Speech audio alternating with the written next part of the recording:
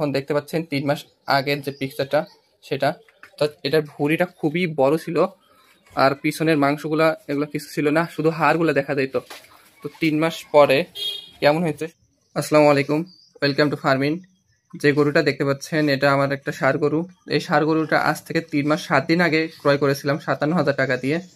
তো এখন বাজার দর কত হতে পারে, 3 মাসে কতটা পরিবর্তন হইলো সেটা আপনারা এখন দেখবেন। আমি 3 মাস আগের যে ভিডিওটা সেটা আমি স্থিরচিত্র একটা আছে সেটা অ্যাড করে দিব। সেটা অ্যাড করে দিলে আপনারা দেখতে পাবেন 3 মাস আগে কেমন ছিল গরুটা। হ্যাঁ, এখন দেখতে পাচ্ছেন 3 মাস আগের যে পিকচারটা সেটা। তো এটার ভুঁড়িটা খুবই বড় ছিল, আর পিছনের মাংসগুলা এগুলো কিছু ছিল না, শুধু হাড়গুলো দেখা যেত।